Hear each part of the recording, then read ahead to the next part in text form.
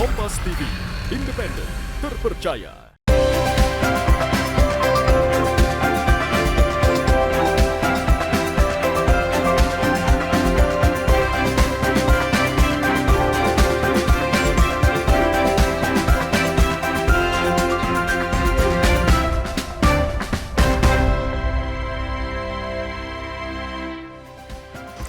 Selamat pagi saudara, apa kabar Anda hari ini? Senang sekali saya, Linda Wirawan, dapat kembali menjumpai Anda di program Sapa Nusantara edisi kali ini. Seperti biasa, kami akan menghadirkan beragam perbincangan menarik untuk menemani aktivitas Anda di pagi hari ini.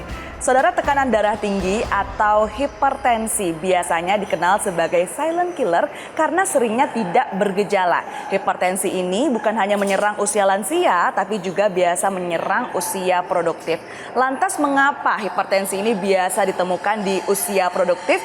Hal ini spesial, kami datang langsung di Primaya Hospital Hertasning. Kita akan berbincang bersama dengan narasumber kita mengenai hipertensi. Sudah hadir di tengah-tengah kita ada Dr. Akiko Syawalidani Tahir, spesialis penyakit dalam, selaku praktisi kesehatan dari Primaya Hertasning Hospital. Selamat pagi dokter. Pagi, Mbak. Gimana kabarnya hari ini? Alhamdulillah baik-baik saja. Oke. Nah dok, hari ini kita akan bahas mengenai hipertensi dok. Ya, Tapi betul. mungkin buat pemirsa yang masih belum paham, boleh dijelaskan dok sebenarnya apa sih yang dimaksud dengan hipertensi? Iya, hipertensi itu adalah tekanan darah tinggi yang di atas rata-rata, yang dimana kita tahu ada ininya apa namanya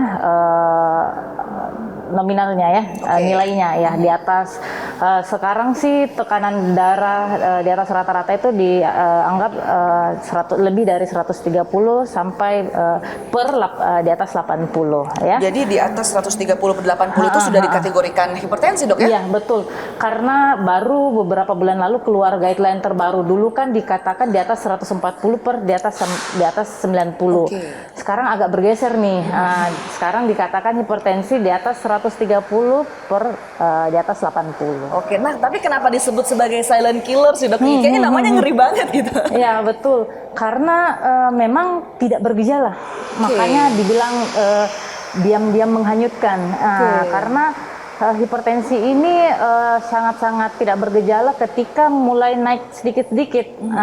Ketika memang naik tiba-tiba tinggi, ya baru mulai memberikan gejala. Jadi kalau misalnya, kalau tadi kan dikatakan 130 per 80 itu dinyatakan hipertensi Sudah di atasnya dok ya? hipertensi, ya, Kalau betul. misalnya 140 per 90 itu dia tidak ada gejalanya dok? Iya, biasanya udah tidak ada gejala.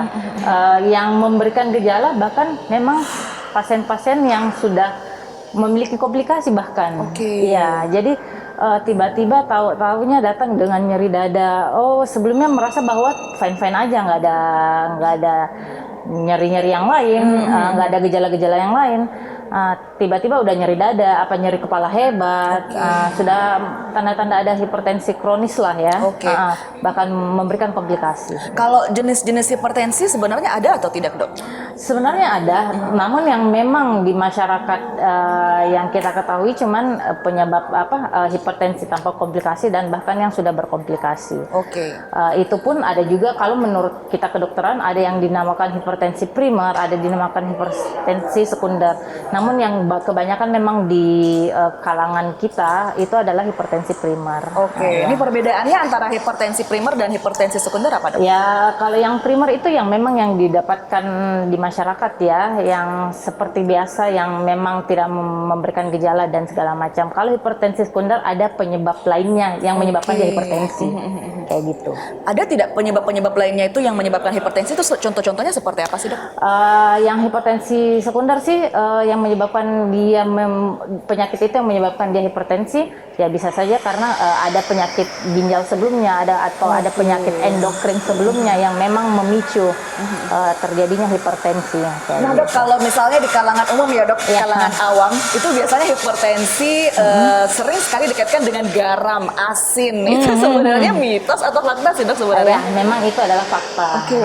Karena memang hipertensi itu akibat karena konsumsi garam yang berlebihan kayak gitu atau natrium yang berlebihan. begitu. Jadi itu memang menjadi salah satu penyebab utama dok ya dengan adanya hipertensi. Betul. Nah dok, kalau tadi dikatakan hipertensi itu sebenarnya tidak ada gejala. Gejala itu baru dirasakan kalau hipertensi sudah kronis. Itu gejala-gejala apa yang dirasakan dok? Biasanya sih memang mungkin saja memberikan gejala-gejala awal, tapi memang masyarakat atau semua kalangan itu mengetahui oh ini cuma nyeri-nyeri biasa, sakit-sakit biasa. Biasanya sudah memberikan ya nyeri-nyeri kepala sedikit lah. Itu sudah ada sinyal-sinyal dok ya? Biasanya sudah ada sinyal-sinyal.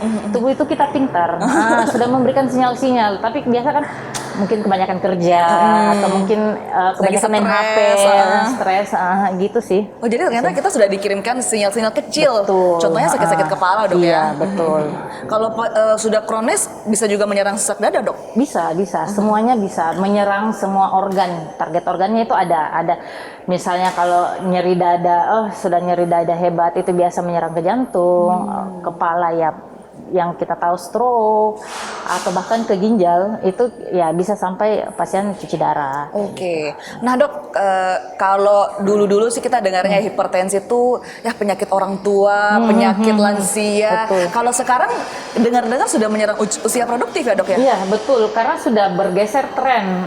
Dulu kan ya umur 60 sudah dikatakan sudah baru ditahu ternyata ada hipertensi. Sebelumnya dok saya nggak pernah. Tapi kebanyakan karena rata-rata hasil medical check up tiap tahun dari perusahaan itu menyatakan wah ada hipertensi nih, sedangkan masih usia produktif.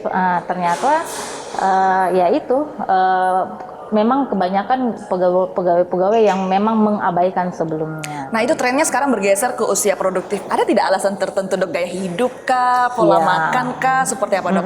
Betul. Gaya hidup yang paling penting, begadang, makan sembarangan, junk food, merokok, itu semua ada satu kesatuan yang menyebabkan gaya hidup tidak sehat dan bisa membuat hipertensi dan penyakit-penyakit kronis lainnya. Dan penyakit-penyakit kronis lainnya juga ikut nempel ya, dengan betul. adanya hipertensi ini. Dok, kalau misalnya pasien datang ke dokter Akiko kemudian mengeluh soal hipertensi, lantas apa penanganan yang bisa dilakukan dok? Ya, paling pertama sebenarnya adalah mengedukasi. Karena walaupun dia minum obat, tapi kalau edukasi tidak lancar, tidak jalan ya sama aja, obat aja terus dilanjut. Tapi target tekanan darah itu tidak tercapai. Jadi memang butuhnya edukasi. Nih garam hariannya ini segini nih.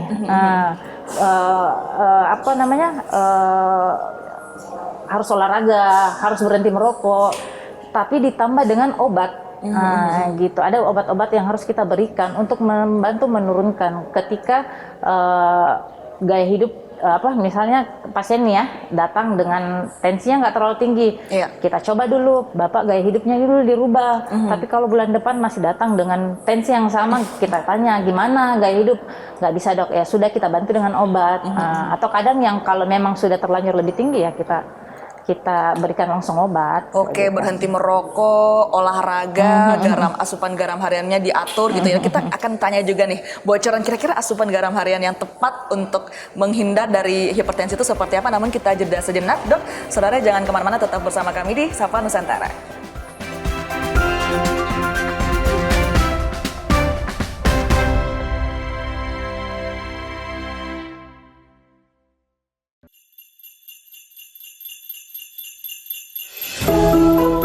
Natal membawa harapan dan memberi kehangatan.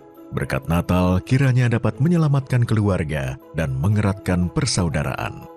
Di momen penuh sukacita ini, Kompas Gramedia menebar kasih lewat karya yang mencerahkan. Salam sejahtera untuk kita semua. Di momen Natal penuh kasih, Allah hadir menyelamatkan keluarga, menebarkan cinta kasih dan sukacita. Mari rekatkan kebersamaan, eratkan persaudaraan, hadirkan damai penuh kehangatan. Kita songsong tahun baru dengan penuh semangat dan harapan. Semoga setiap langkah membawa berkat dan anugerah bagi kita semua. Selamat Natal 2025 dan Tahun Baru 2026.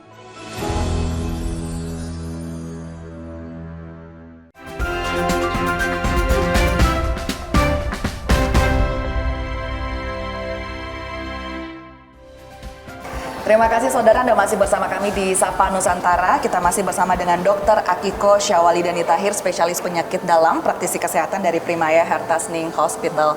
Dok, tadi kita berbicara mengenai hipertensi. Bagaimana kemudian trennya kalau zaman dulu menyerang usia lansia, ternyata sekarang sudah menyerang usia produktif, usia pekerja seperti itu dok ya. Apakah kemudian stres, tekanan kerja di tempat kerja itu juga jadi bisa faktor kita terkena hipertensi dok? Ya, karena stres juga meningkatkan, mengaktifasi saraf untuk meningkatkan hipertensi, gitu. Jadi memang stres, gaya hidup, begadang itu semua sangat mempengaruhi. Lantas apa saja kemudian gaya hidup yang Dokter Akiko mungkin anjurkan boleh mengedukasi kepada masyarakat ini gaya hidup yang tepat, yang sehat, yang bisa menghindari dari hipertensi? Paling pertama asupan, asupan garam harian per hari itu harus diperhatikan ya. Asupan garam harian per hari itu kurang dari 5 gram. Kurang dari 5 gram kalau Ya, kita bandingkan dengan sendok teh itu seperti apa dok? Itu sekitar 1 sendok teh kecil. Hanya 1 sendok teh? Iya, dok, betul. Jadi kita melihat asupan kan kurang dari 5 gram per hari garam. Beda lagi dengan kalau misalnya kita membaca nih, misalnya membeli sesuatu, kita membaca di belakangnya ada natrium. Garam itu dengan natrium itu berbeda. Natrium isinya, garam itu natrium dengan klorida. Jadi 1 gram garam mengandung 400 mg natrium. Jadi 5 gram garam mengandung 2000 mg natrium, kayak gitu. Jadi kalau misalnya mau membeli sesuatu nih, biasakan lihat di belakang itu sesuai tidak, sudah asupan hariannya itu gimana, kayak gitu. Itu yang pertama, asupan harian. Terus yang kedua, ya pasti makanan-makanan yang junk food dan lain-lainnya ya. Stres, rokok tuh dikurangi. Ini paling penting mas di garis bawahi dok ya, rokok. Garis bawah rokok. Karena memang rokok juga memicu. Terus begadang, ya itu aja sih sebenarnya. Jadi kalau untuk asupan garam itu di bawah 5 gram dianjurkan ya dok, untuk kemudian terhindar dari hipertensi. Nah dok, lantas boleh tidak juga diedukasi kepada masyarakat bahwa garam itu bukan hanya dalam bentuk garam, tapi mungkin kalau dalam saus, dalam sambal itu mungkin juga semuanya mengandung garam dok ya, itu seperti apa? Pasti mengandung garam. Jadi memang sekarang ini kita betul-betul dokter ini mengedukasi, setiap membeli sesuatu lihatlah komposisinya, karena itu sudah termasuk asupan harian. Kan biasa pas orang-orang kira nih saya makan yang di piring aja, tapi cemilan-cemilan itu dia tidak menghitung kalorinya atau dia tidak menghitung asupan-asupan lainnya. Dan itu kemudian yang paling berpengaruh untuk hipertensi dok ya? Betul. Nah sekarang kita sudah mengedukasi masyarakat, sudah mengedukasi pemirsa, menjauhi garam, jangan begadang dan kawan-kawan. Tapi dok, kalau misalnya pemirsa ini tidak mengikuti anjuran dari dokter, kemudian terkena hipertensi, dampak jangka panjangnya seperti apa dok? Pasti jangka panjangnya ada ya. Intinya adalah kalau sudah terjadi kerusakan organ, artinya sudah terjadi komplikasi jangka panjang. Dan memang biasanya kita kalau sudah terjadi semuanya ya memang obat-obat antihipertensi ya sulit untuk di stop, kayak gitu. Nah dok, seberapa penting kemudian masyarakat terutama di usia produktif untuk mengecek tekanan darahnya dok? Seberapa manfaat ya harus sesering mungkin. Kalaupun memang pada saat medical check up sudah mulai tanda-tanda ada peningkatan tekanan darah, ya bisa dilakukan mungkin setiap bulan sekali kalau memang sudah ada tanda-tanda. Tapi kalau misalnya memang tidak ada tanda-tanda, normal aja, bisa pada saat 6 bulan sekali atau saat medical check up. Gitu. Nah dok, ketika seseorang sudah didiagnosis memiliki hipertensi, apa kemudian gejala-gejala yang mengharuskan mereka segera mungkin datang ke dokter spesialis untuk memeriksakan diri dok? Sebenarnya ketika ada yang keluhan berat ya, misalnya kayak nyeri kepala hebat atau misalnya bahkan pada stadium lanjut itu bermasalah di daerah misalnya kencingnya atau misalnya sering berdebar-debar, intinya ada kerusakan target organ lainnya, itu sudah kemungkinan kira-kira sudah ada target kerusakan organ lainnya sih. Oke. Nah dok, lantas apakah ini mitos atau fakta bahwa ternyata anak-anak juga bisa terkena hipertensi dok? Ya betul. Ya itu saya bilang trennya ini sudah mulai bergeser. Memang pada anak-anak juga sudah mulai sering didapatkan memang hipertensi. Setelah kita gali, kita analisis, kita tanya, memang dari makanan-makanan yang disajikan. Yang paling penting adalah mengurangi makanan-makanan ultra proses yang misalnya kayak nugget, kayak sosis, itu kan semua yang siap saji, yang sisa digoreng, tapi kita tidak lihat triknya adalah di belakang, tetap selalu lihat nilai nutrisinya, karena memang sangat mengandung tinggi natrium. Tinggi natrium ya dok, untuk kemudian ultra processed food tersebut seperti nugget, sosis, dan itu sangat tidak dianjurkan untuk anak-anak. Nah dok, ini fakta atau mitos bahwa masyarakat yang sudah terkena hipertensi harus minum obat seumur hidup dok? Iya, betul. Kalau biasanya memang dia sudah rentang selalu tinggi, memang harus kita wajibkan memang untuk minum antihipertensi. Itu karena apa? Supaya menghindari terjadi target kerusakan organ lainnya. Apa saja organ yang tadi saya bilang, ginjal, mata, jantung, otak, itu untuk menghindari terjadi target kerusakan. Oke. Nah dok, mungkin boleh diceritakan tidak kasus-kasus yang mengenai hipertensi yang mungkin dokter dapatkan di Primaya Hertasning Hospital seperti apa kebanyakannya dok? Silahkan. Yang paling sering sih pekerja kantoran ya, pekerja bank, pekerja yang di pemerintahan, itu paling sering karena memang mereka tidak ada waktu untuk olahraga, tidak bisa mengatur makan, dan tidak bergerak. Karena ada juga nih beberapa pegawai kantoran yang datang dengan obesitas yang menyebabkan dia hipertensi. Ya, jadi memang lifestyle-nya memang yang sangat ini. Itu yang paling sering. Dok, medical check up tahun lalu tensi saya aman-aman aja. Kok ini tinggi? Ya ini ada yang terjadi proses 1 tahun itu yang memang harus kita mulai aware. Gitu. Jadi dalam 1 tahun ini tuh ternyata bisa perubahan yang sangat signifikan dok ya. Bisa, dari yang sebelumnya mungkin tidak hipertensi, tahun depannya kita medical check up bisa saja terkena hipertensi. Lantas kemudian kita akan bagikan tips-tips apa untuk pekerja kantoran untuk bisa terhindar dari hipertensi. Namun kita jeda sejenak dok. Saudara jangan kemana-mana, tetap bersama kami di Sapa Nusantara.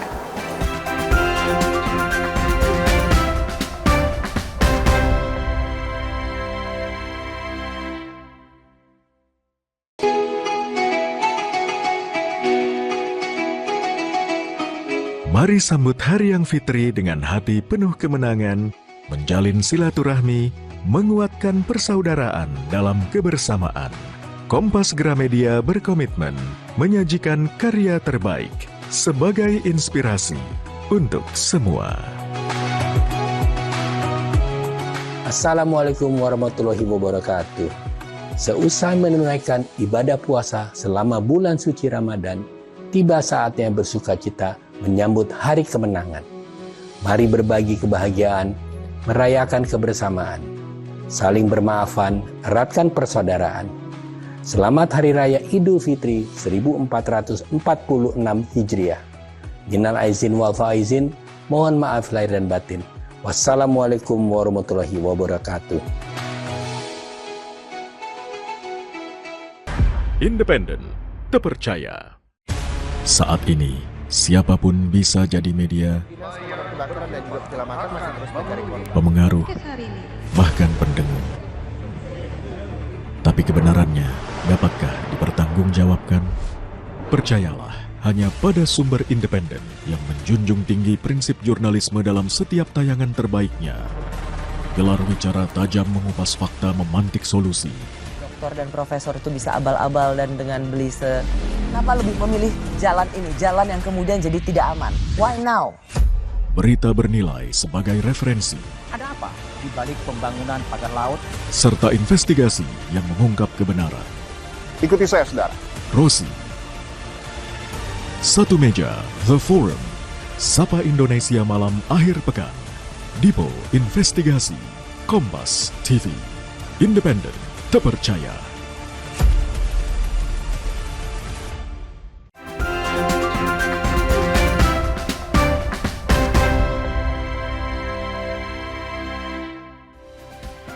Terima kasih saudara, Anda masih bersama kami di Sapa Nusantara. Kita masih berada di Primaya Hertasning Hospital bersama dengan Dr. Akiko Syawalidani Tahir, spesialis penyakit dalam. Dok, tadi kita berbincang banyak mengenai hipertensi. Nah, nanti kita juga akan membagikan ya dok tips-tips untuk para pekerja kantoran agar terhindar dari hipertensi. Tapi sebelum itu kita boleh games ringan dok. Nah, ini saya akan kasih dua pilihan, baik versus lebih baik. Jadi dua-duanya pilihannya baik, tapi mungkin dokter bisa memilih ya yang mana yang lebih baik. Oke dok? Oke. Yang pertama, jalan kaki 30 menit atau olahraga ringan rutin di rumah. Olahraga rutin di rumah. Olahraga rutin di rumah. Oke. Yang kedua, masak sendiri atau memilih menu sehat di luar. Masak sendiri. Ketiga, air putih cukup atau buah dan sayur setiap hari. Wow, sama baik. Yang lebih baik dok? Yang lebih baik buah deh, karena buah juga mengandung air. Oke. Yang keempat, tidur cukup atau manajemen stres yang baik. Tidur cukup. Yang kelima, sarapan seimbang atau makan teratur sepanjang hari. Makan teratur sepanjang hari. Oke. Nah tadi yang menarik nih dok, masak sendiri atau memilih menu sehat di luar. Kenapa memilih masak sendiri dok? Karena kita tahu apa isinya di dalam, kita yang olah sendiri, kita tahu asupan garam, minyak dan lain-lainnya sendiri, jadi better masak sendiri. Kalau tidur cukup dengan manajemen stres yang baik dok, memang kalau kita tidur tapi kita stres itu gimana dok? Ya, karena kalau kita tidur yang cukup 8 jam, sepertinya manajemen stres akan teratasi dengan sendirinya dok ya? Sendirinya. Okay. Karena kalaupun kita manajemen stres tidak baik, tapi tidur tidak cukup, jadinya ya stresnya makin banyak. Itu gitu. malah mengganggu keseimbangan ya dok ya? Mengganggu keseimbangan. Oke. Nah mungkin ini juga terkait dengan edukasi dan pencegahan dok, saya akan kasih dua pilihan, mungkin dokter bisa pilih yang mana yang terbaik dok ya. Satu, cek tekanan darah rutin atau cek saat ada keluhan? Yang pertama, cek rutin. Oke. Edukasi sejak muda atau pengobatan saat sudah tinggi? Edukasi sejak muda. Ubah gaya hidup atau disiplin minum obat? Ubah gaya hidup. Sepertinya pilihannya jelas ya dok ya? Udah jelas. Oke, pantau mandiri di rumah atau kontrol berkala ke dokter? Kontrol berkala. Oke, kesadaran pribadi atau dukungan keluarga? Kesadaran pribadi. Oke, karena tentu saja dengan adanya kesadaran pribadi itu kita bisa mengubah pribadi kita dengan sendirinya dok ya? Iya, betul. Preventif lebih disarankan daripada mengobati. Tapi kalau misalnya ada edukasi dari keluarga, itu juga berpengaruh dok? Berpengaruh. Kalau misalnya lingkungan sehat, pasti diri sendiri itu sehat. Oke. Nah dok, tadi kita sudah janjikan tips and trick untuk para pekerja. Tahu-tahu mungkin tahun ini normal, tapi tahun depan ngelonjak gitu ya. Seperti apa dok tipsnya? Paling pertama tetap pemeriksaan berkala rutin ya, gaya hidup sehat yang selalu digaung-gaungkan oleh semua dokter, gaya hidup sehat, tidur teratur, makanan dikontrol, asupan harian terkontrol, olahraga minimal 30 menit 3-4 kali seminggu, 30-60 menit, terus tetap stay aktif, bergerak ya, jangan stres, jangan begadang, jangan merokok. Oke, jangan stres, jangan begadang, jangan merokok. Hentikan merokok ya dok ya. Oke dok, kalau kita di Kota Makassar ini rasa-rasanya makanan-makanan tradisional Kota Makassar ya penuh dengan daging, palu basah, coto, konro. Aduh dok, ini betul, ini apakah jadi salah satu faktor juga untuk hipertensi atau seperti apa dok? Iya, karena mereka memang makanan-makanan inilah yang tinggi lemak, tinggi santan, tinggi garam. Fun fact-nya adalah pekerja-pekerja kantoran yang dimutasi dari Jawa ke sini rata-rata mengeluh sama saya, dok saya ini naik dalam 1 tahun 15-10 kilo, 10-15 kilo karena makanan di sini enak-enak semua dok. Wah itu gimana ya Pak ya? Terima kasih atas pujiannya, tapi harus kembali ke diri yang sebelumnya, karena memang rata-rata pegawai-pegawai yang dari Jawa tuh yang dimutasi ke sini pasti naik 10 kilo. Karena jatuh cinta dengan kuliner kita ya dok ya. Di satu sisi kita bangga dengan kuliner kita, tapi dari segi kesehatan itu juga sebenarnya sangat buruk ya dok ya. Jadi makanya kita harus memang mengontrol asupan harian kayak gitu. Kalau garam, daging, kalau gorengan-gorengan itu berpengaruh juga dok ya? Pengaruh juga sih, tapi mungkin lebih ke kolesterol ya. Jadi memang pentingnya untuk menjaga asupan sih. Oke. Nah dok, ada juga ini fakta atau mitos di kalangan masyarakat kalau orang yang tekanan darah tinggi atau hipertensi itu jadi sering marah-marah dok. Aduh, ini bener atau enggak dok? Memang emosi itu meningkatkan saraf yang meningkatkan nantinya tekanan. Jadi memang sebisa mungkin emosi itu harus ditekan. Iya, karena memang sebenarnya emosi bisa meningkatkan juga tekanan darah. Oh, justru malah emosi yang meningkatkan tekanan darah dok ya, bukan tekanan darah yang membuat kita jadi emosi. Iya, betul. Jadi memang pada saat kita emosi ada saraf neuron-neuron itu yang teraktivasi sehingga menyebabkan hipertensi tersebut. Oke, nah dok, pesan singkat dok untuk masyarakat di luar sana agar kemudian usia produktif dapat terhindar dari hipertensi, bukan hanya dari hipertensi tapi juga dari semua penyakit kalau bisa dok, seperti apa, dan juga edukasi kepada masyarakat terkait dengan hipertensi dok, silahkan. Yang paling penting adalah selalu aware tentang kesehatan. Jangan merasa bahwa saya tidak pernah mempunyai keluhan tapi tidak pernah diperiksakan. Karena penyakit itu bisa datang kapan saja, tapi dari akumulatif dari keseharian kita. Jadi pentingnya gaya hidup sehat. Oke, pentingnya gaya hidup sehat karena penyakit bisa datang kapan saja dok ya, dan itu merupakan akumulatif dari gaya hidup kita sehari-hari. Terima kasih sekali lagi Dr. Akiko sudah bergabung bersama kita, dan juga terima kasih kepada Primaya Heart Tasning Hospital karena sudah menerima tim dari Kompas TV. Dan saudara, informasi tadi juga sekaligus menutup perjumpaan kita di Sapa Nusantara edisi kali ini. Saya Linda Wirawan bersama dengan segenap kru yang bertugas mengucapkan terima kasih, selamat pagi, selamat beraktivitas, dan sampai jumpa.